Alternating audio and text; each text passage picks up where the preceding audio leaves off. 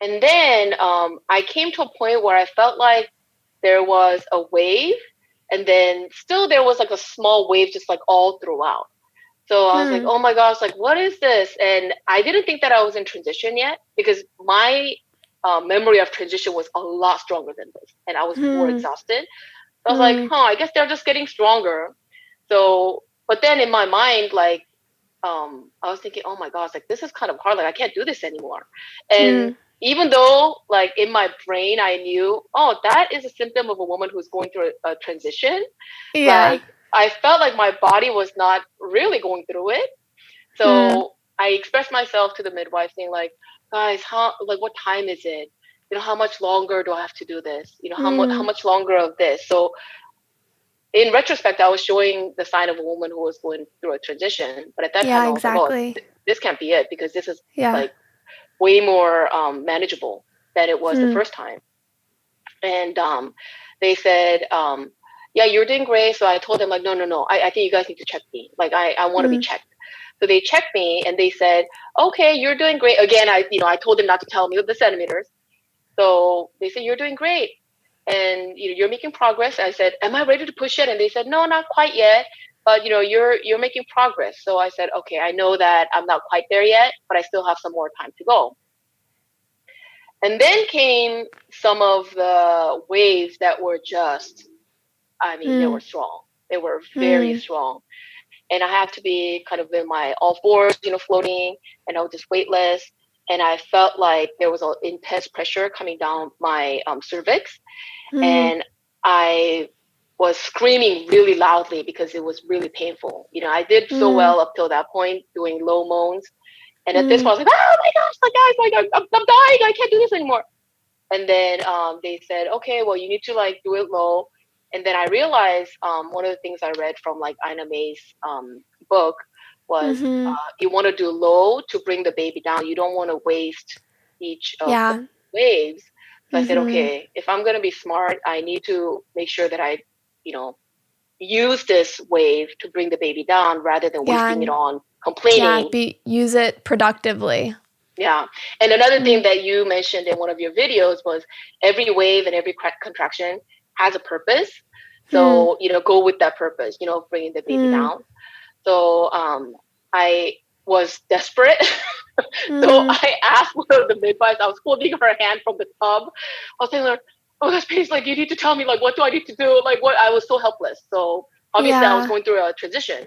Yeah. And so she said, okay, not loud noises, like not really high, but you need to bring it down, like really low, deep. And I said, okay.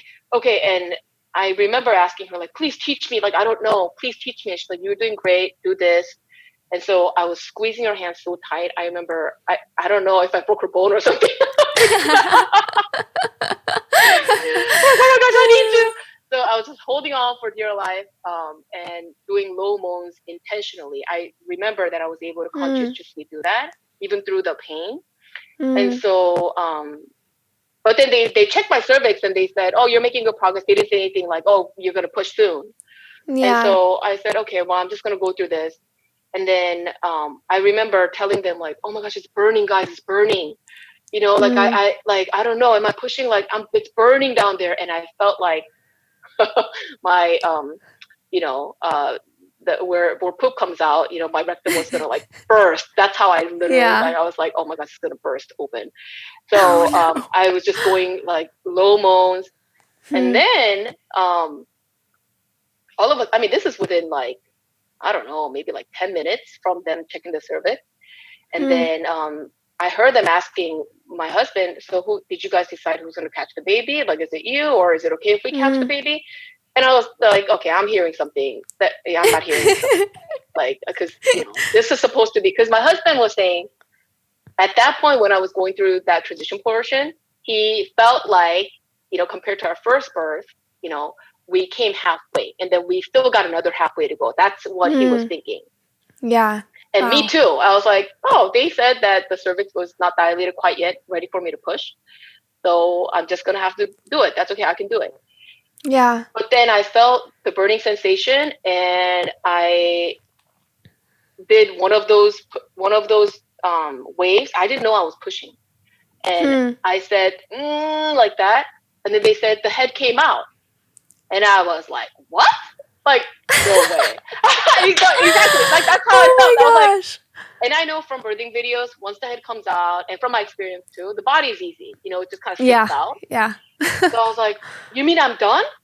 Like, you guys mean I'm done? And then they're like, yeah, the head came out. Like, you can touch it. And I felt the head, and I was like, oh my gosh, I'm done.